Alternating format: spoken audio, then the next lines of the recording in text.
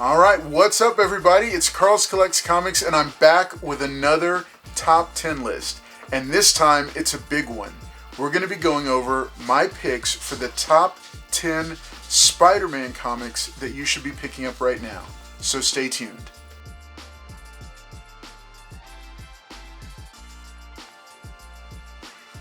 Alright, so as promised, here we are with my picks for the top 10 Spider-Man books that you should be taking a look at right now. It's taken a while to get to some of the bigger characters, but I'm hoping to do so more as we move along. Thanks so much for tuning into this video and for hanging out with me here on the channel.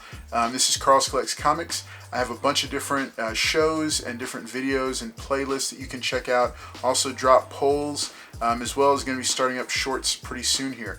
But make sure to take a moment to like this video, leave a comment below. I make sure to reply to every single comment that comes in.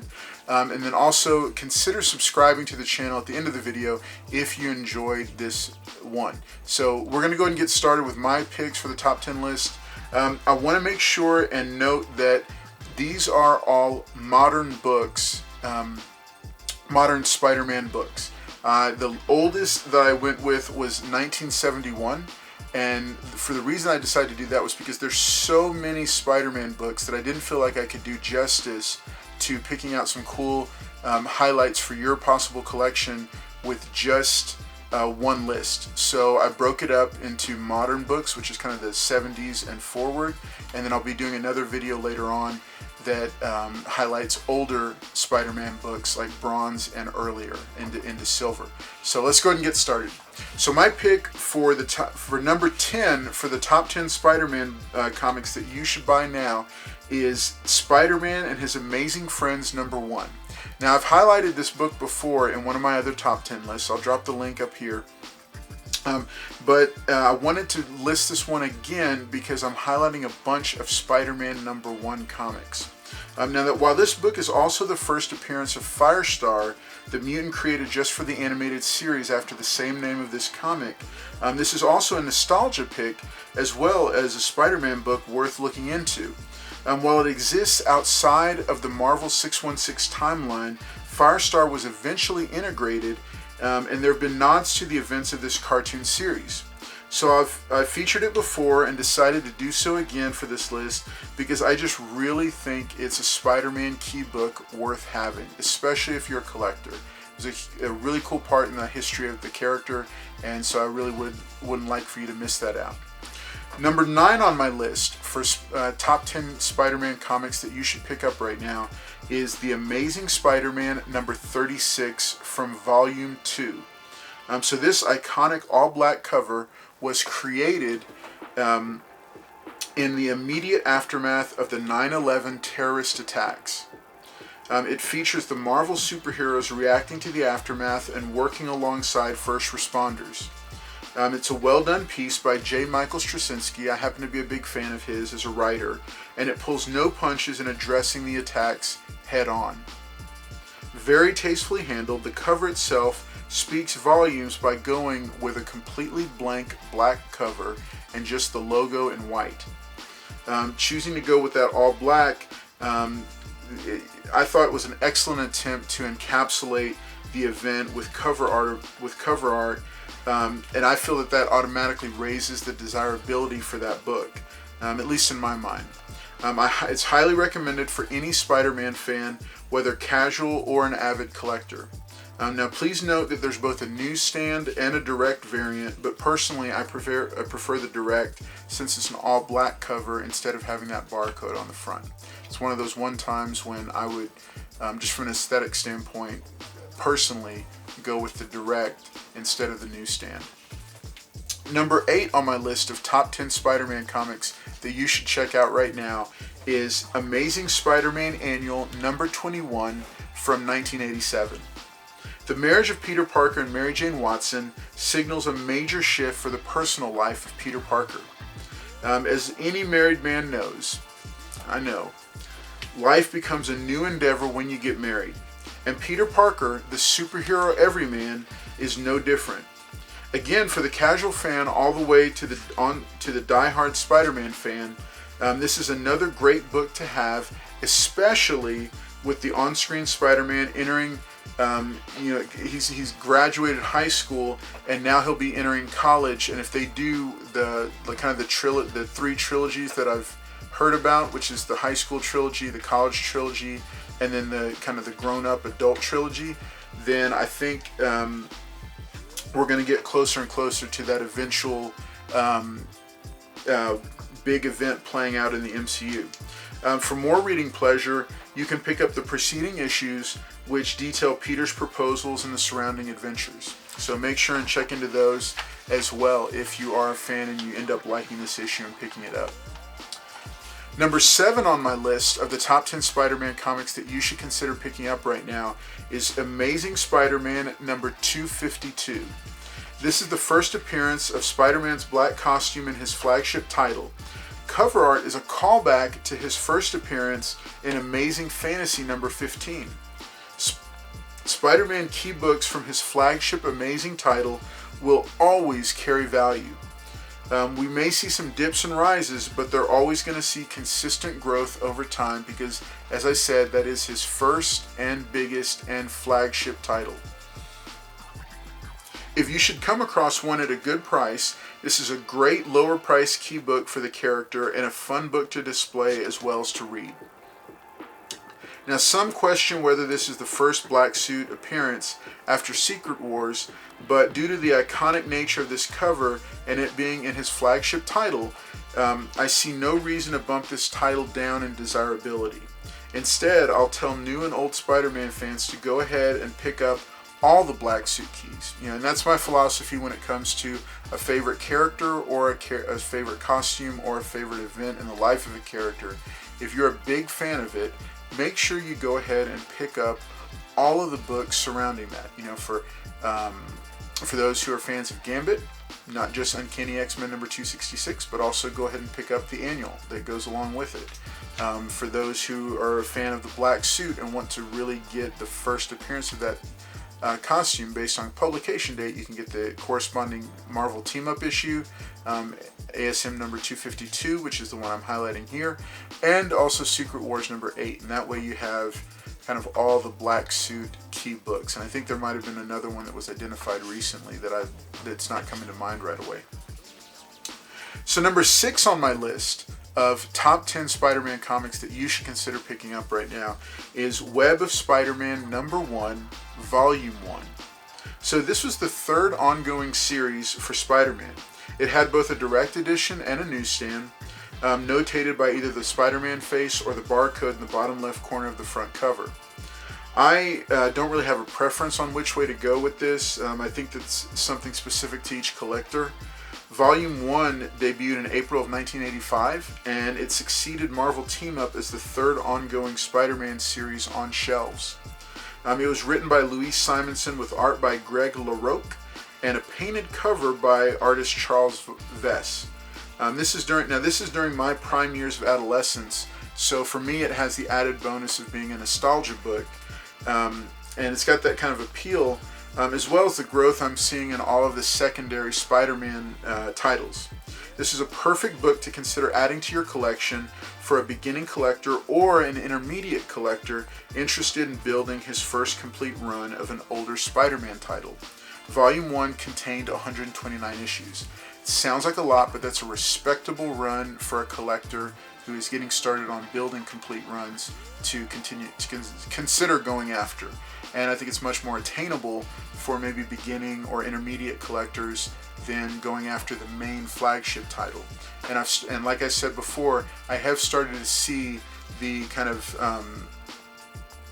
ancillary Spider-Man titles like Spectacular and Web of. Those are starting to creep up in value as well because people are starting to appreciate them. They're starting to age to the point where they're becoming true vintage classics. So definitely one to consider picking up, Web of Spider-Man, because it is very affordable. I looked it up. I think you can find a copy for around $20, and it's super affordable.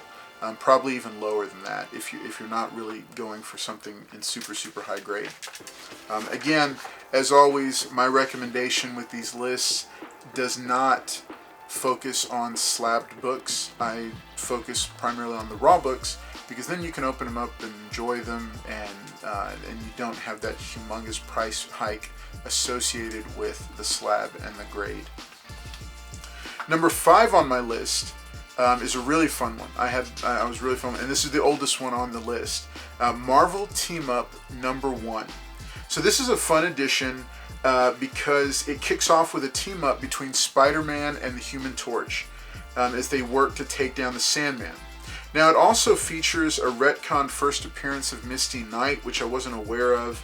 She's a woman that's rescued by the pair, and I think they retconned it back from what her original first appearance was. So, you know, that's for people that are into the minutia, you know, it is what it is. But for me, I think it's an excellent key book regardless of that. So it's a Christmas story with a pretty average ending, but what's neat about the title and the many volumes that have come before is that it initially featured Spider-Man with a rotating cast of partners and allowed for fun 1- and 2-issue stories, which I'm personally a big fan of. I love a good 1-issue story, like single-issue story, or I also love a good just 2-issue solid story, and I'm just a big fan of it. I think there's so much beauty in an economical story told very, very simply and straightforwardly, and not all story arcs have to take 5 or 6 issues. Now this book has seen some price increases, but you can still find decent copies for $50 or $60 or even less depending upon the condition and the means of purchase. All in all, it's a classic fun book, and any Spider-Man fan could be very proud to have it in their collection. And yes, I'm aware that with a publication date of 1971, as I said, it's definitely stretching the modern classification for this video, but I figured it was fun and modern enough to include on this list, and I thought maybe enough people might have overlooked it that I should definitely see about including it. So number 4 on my list is Spider-Man vs. Wolverine #1. This one-shot features a darker tale contained within this one single volume. You know, again, another single-issue story. Wolverine and Spider-Man team up to track down the murderer of Spider-Man's friend, Ned Leeds, and the foreign agent and friend of Wolverine's known as Charlie, aka Charlemagne. The story manages to tie the two main characters together and then successfully sets up their inevitable battle in a cemetery, no less. This one-issue story successfully compares and contrasts the two very popular characters in their separate worlds and their equally compelling moral codes. Because, you know, it's always great, to me it's a great story when you can see each of the two characters' point of view and even to a degree agree with them. That just makes for great dramatic conflict and an excellent story.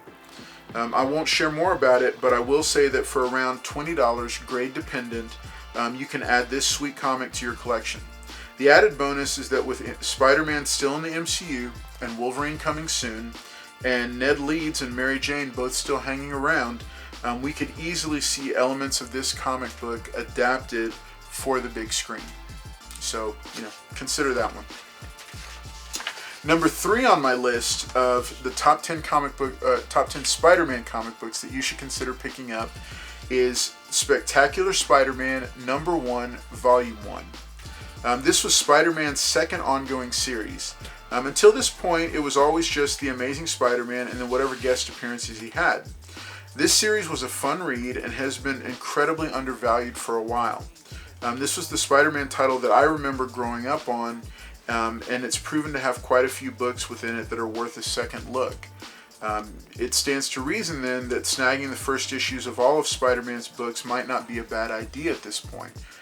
You know, as I said before with Web of Spider-Man #1, I have watched all of these #1 issues for Spider-Man centric series continue to rise in value, regardless of print run.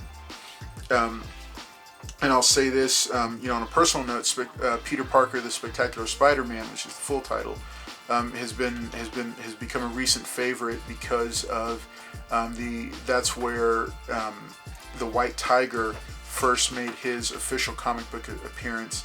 And you know me with Hispanic superheroes, And with him being Marvel's first Hispanic superheroes, I've been kind of watching this title for a while, and I'm really impressed with it and some of the gains that we're seeing coming out of it.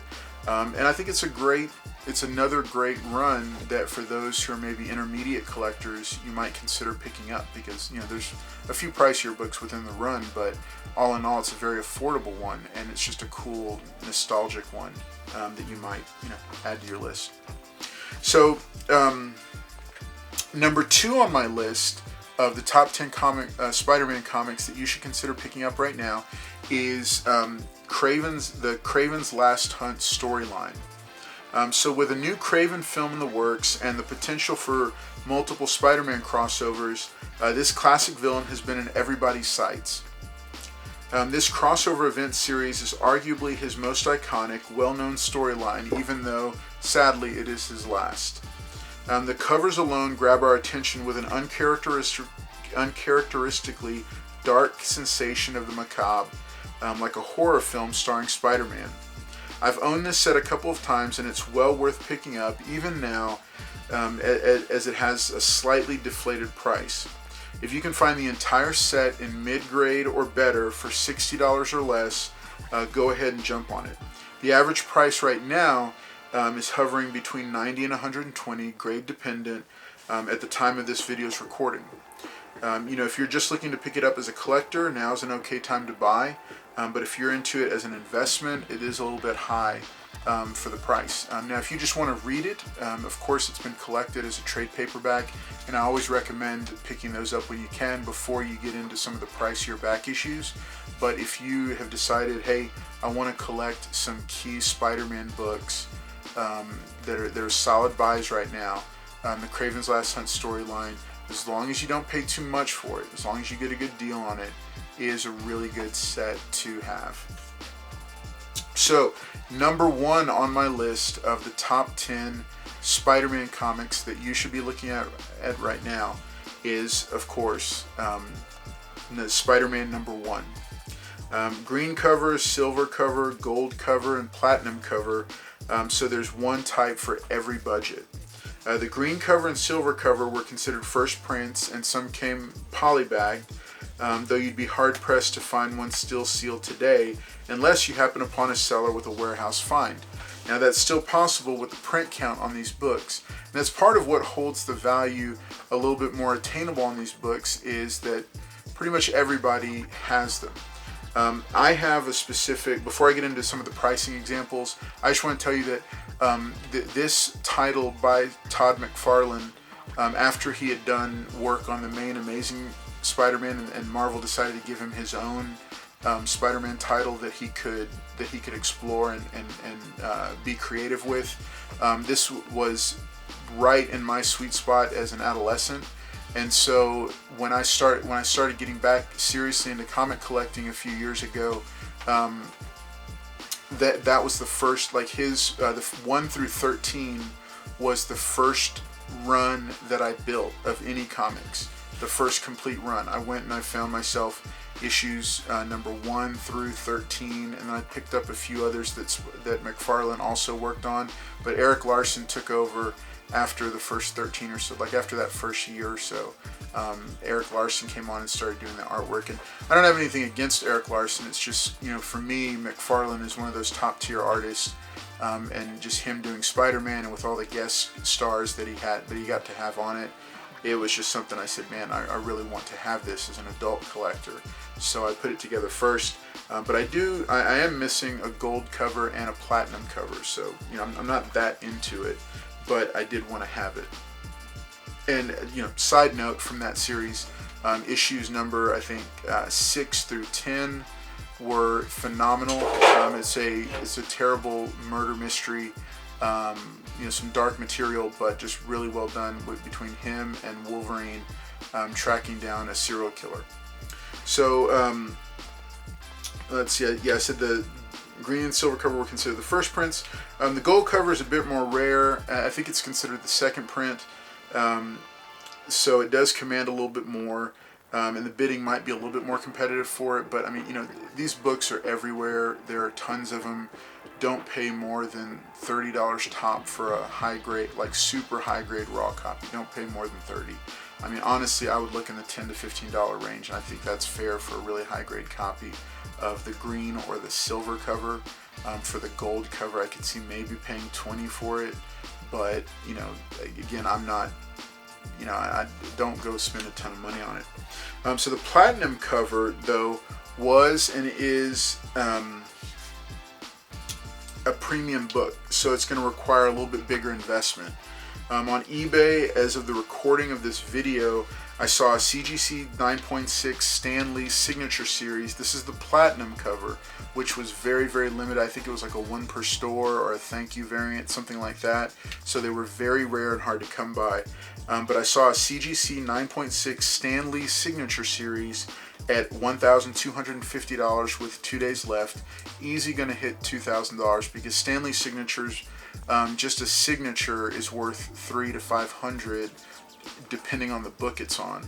And so a book like this, I could see it being more, especially being a high grade like a 9.6. A regular blue label CGC 9.6 was set as a buy it now for $1,499.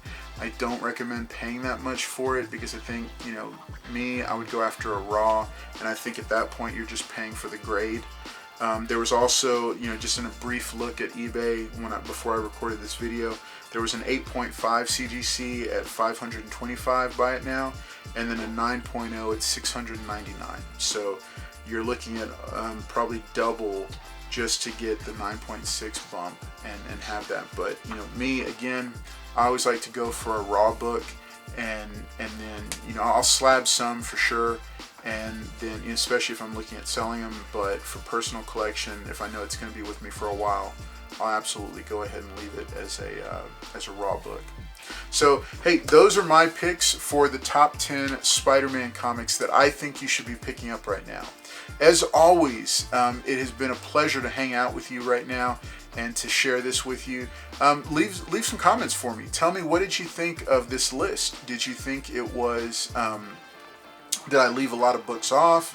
Did you like some of the books? Were there some of these books that you weren't aware of before?